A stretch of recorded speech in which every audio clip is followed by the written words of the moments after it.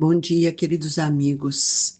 Que a paz de Jesus envolva os corações de todos os nossos irmãos que ora compartilham conosco deste momento do Evangelho, procurando sintonizar com a espiritualidade maior, a fim de que nós saibamos cada dia mais da importância das lições de Jesus no convite incessante às nossas mudanças espirituais, mudança de sentimentos e de pensamentos. E hoje nós vamos ler o item 9, a cólera, que é o último item desse capítulo, bem-aventurados que são brandos e pacíficos. A cólera.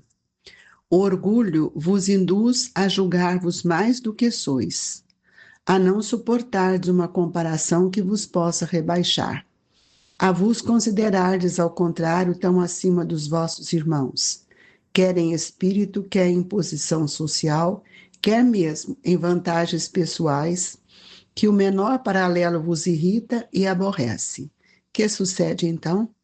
Entregai-vos à cólera, pesquisai a origem desses acessos de demência passageira que vos assemelham ao bruto, fazendo-vos perder a sangue frio e a razão.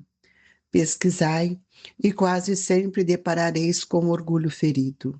Que é que vos faz repetir, coléricos os mais ponderados conselhos, senão orgulho ferido por uma contradição?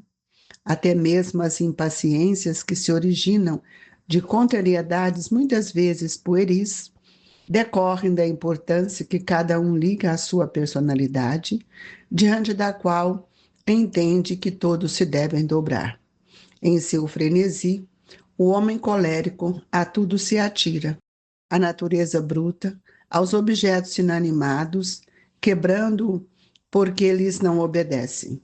Ah, se esses momentos pudesse ele observar a sangue frio, ou teria medo de si mesmo, ou bem ridículo se acharia.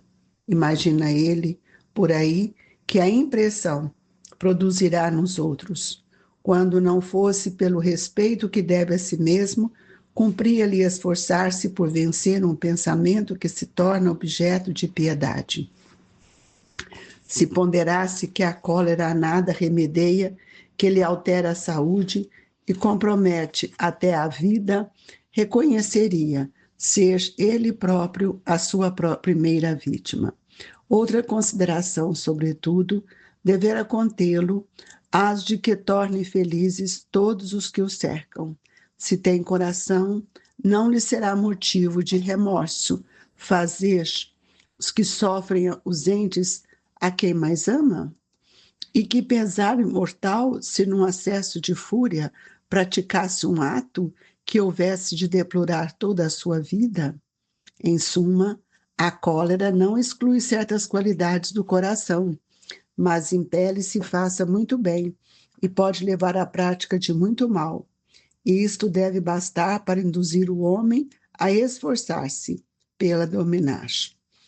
O espírita, ademais, é concitado a isso por outro motivo, de que a cólera é contrária à caridade e à humildade cristã. Um espírito protetor, Bordeaux, 1863. Convidamos a todos a elevarmos os nossos pensamentos a Jesus, o médico de nossas almas, o mestre que nos ensina, que nos educa, que nos evangeliza. Que possamos, através das reflexões do Evangelho, fazermos uma leitura interior, tendo a coragem de buscar no Evangelho de Jesus os ensinamentos do amor, do perdão, para que possamos amenizar as dores, as incompreensões, os ímpetos que muitas vezes surgem de nós. E que o Mestre Jesus nos envolva na sua luz, na sua vibração, pacificando os nossos corações.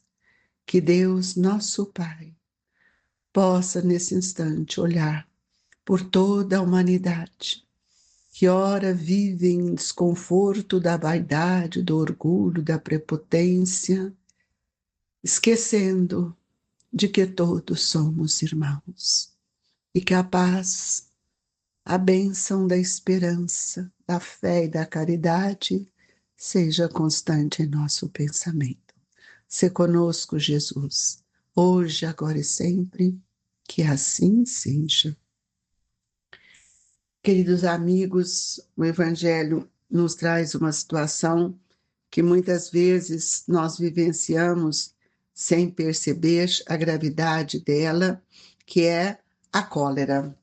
E a cólera, nós vamos ver que ela tem que ter um início, tudo na nossa vida tem um princípio, e que muitas vezes, por nossa ignorância, nós temos é, esquecido ou queremos não saber. Então, a cólera, o Espírito começa a nos dizer, que Kardec coloca no Evangelho, o orgulho vos induz a julgar-vos mais do que sois.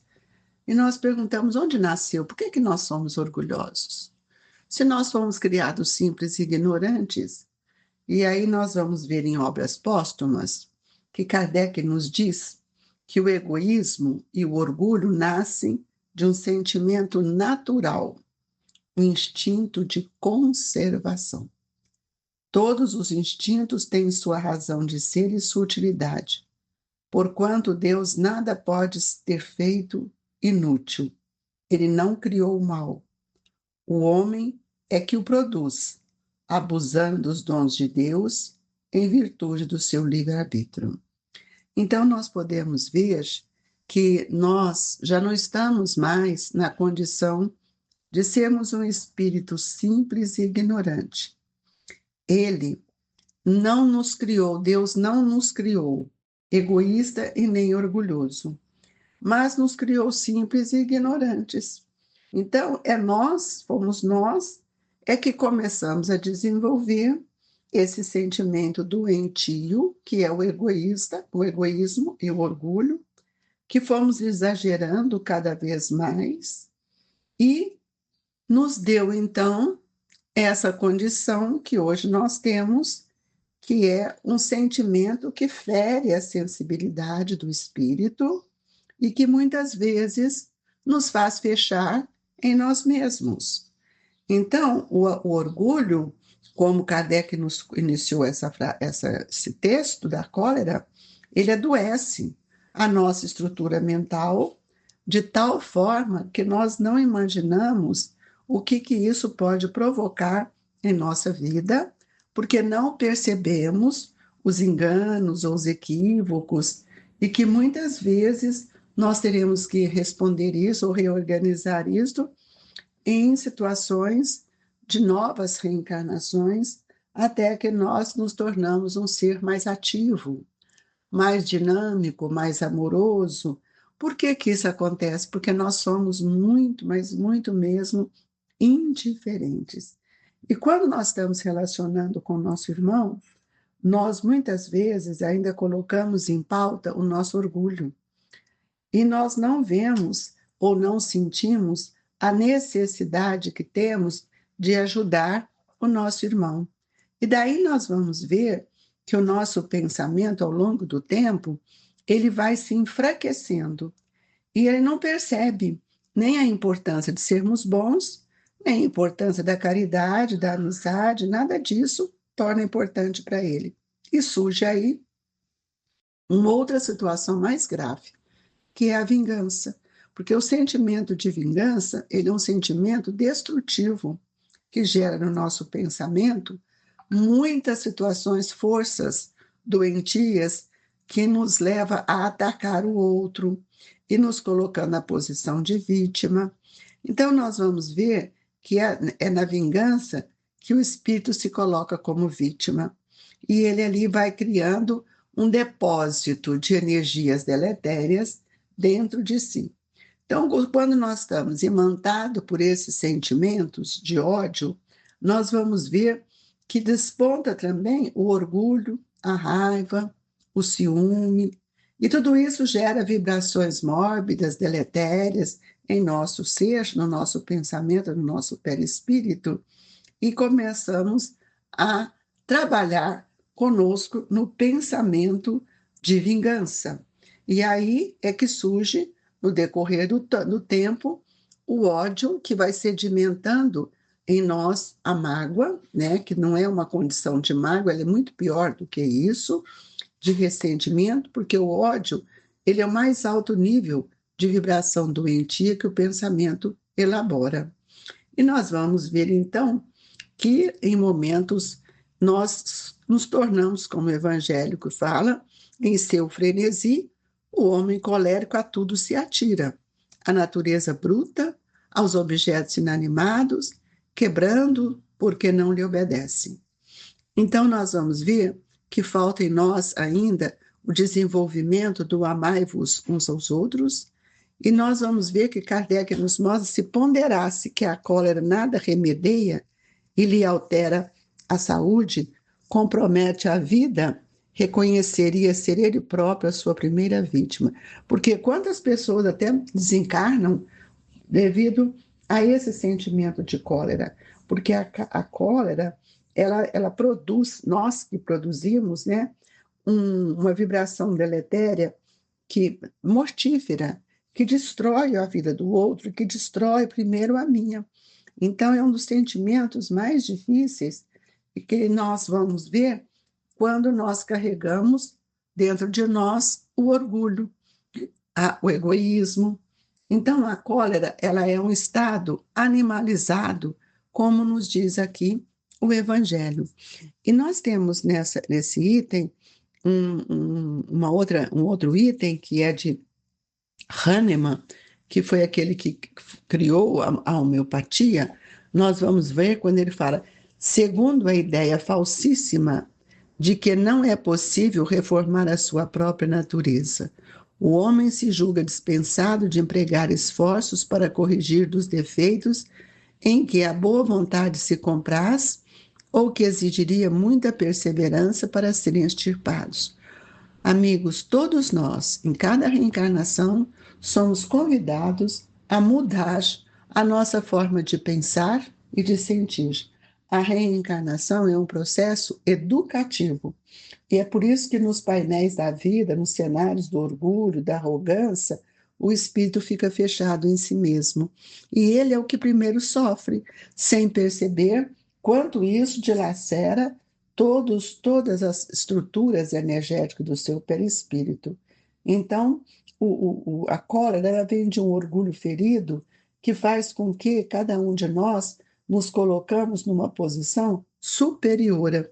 E nós não somos superior a ninguém. E aí nós vamos ver que Hahnemann coloca para nós que quando nós nos sentimos encolarizados, nós nem sempre conseguimos nos desculpar devido ao nosso temperamento. Em vez de confessar culpado, ele lança a culpa no seu organismo. Quantas pessoas falam assim, eu tenho uma personalidade difícil, eu tenho um gênio muito forte, é porque eu não suportei. Amigos, isso não é uma atitude correta. O corpo, ele não produz cólera. Quem produz cólera é o nosso pensamento, é o espírito que ainda não conseguiu atemperar aqueles sentimentos do bem, do amor, manifestando com seus atos violentos que nos chega até a doer o corpo, nos dá uma sensação muito ruim para todos aqueles que vivem na vingança, no ódio e na cólera. Então, Hahnemann nos diz, não acrediteis, porém, que aí resida a causa primordial da cólera e persuadi-vos de que um espírito pacífico, ainda que num corpo bilioso, será sempre pacífico, e que um espírito violento, mesmo num corpo linfático, não será brando. Somente a violência tomará outro caráter. Não dispondo de um organismo próprio a lhe secundar a violência, a cólera torna-se concentrada, enquanto no outro caso será expansiva. Então nós temos que pensar que Deus nos dá a oportunidade para nós mesmos fazermos o nosso planejamento, a não ser que somos bastante primitivos e que temos uma reencarnação, muitas vezes até compulsória, quando eu não aceito, né? Ou aquela que é padronizada, porque o nosso corpo, O cérebro físico, ele não dá cólera. O que dá cólera, portanto, são as construções de outros vícios, vícios morais, que nós estamos falando, como o vício do orgulho, do ciúme, da inveja. E aí nós perguntamos, de quem a responsabilidade dos nossos atos? Nossa mesmo. E muitas vezes nós julgamos que seja do outro e ainda criticamos o outro. E o Evangelho Hahnemann nos mostra aqui: não vos mostra a experiência a vós, espíritas, até onde é capaz de ir o poder da vontade pelas transformações verdadeiramente miraculosas que se operam sobre vossas vidas. A vontade é o atributo que vai fazer com que a gente evolua ou não, porque todos nós estamos aqui para avançar e não para regredir. Então, ele termina esse item para nós muito importante: compenetrai-vos, pois, de que o homem não se conserva vicioso, senão porque quer permanecer vicioso, de que aquele que queira corrigir sempre o pode. De outro modo, não existiria para o homem a lei do progresso. Então, quando Hahnemann nos mostra isso, ele está nos mostrando que todos nós estamos sendo convidados a evoluir e não trazermos em nós esses sentimentos doentios e que continuaremos a permanecer assim. Então, queridos irmãos, reveja os seus sentimentos, as suas atitudes, porque nós estamos encerrando um capítulo que vem falar: bem-aventurados os que são brandos e pacíficos. Se nós continuarmos coléricos, cheios de vingança, com pensamentos voltados para o mal, jamais nós teremos oportunidade evolutiva como estamos tendo agora. Então, nós deixamos aqui o nosso abraço, nosso desejo de que todos possam sentir a grandeza do Evangelho de Jesus em sua vida. E nesse momento do passe, que ele seja bastante reflexivo para cada um, porque não adianta a gente pedir o remédio se a gente não sabe sorvê-lo.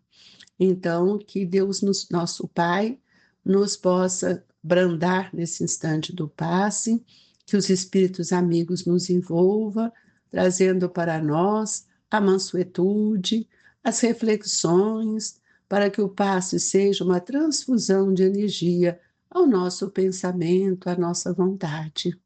Ó Jesus, compadeça de todos nós, Mestre, que ainda vivemos o ímpeto da cólera. Coloque o remédio nas nossas águas, mas nos faça crer, Jesus, que o mal só existe porque nós é que o criamos.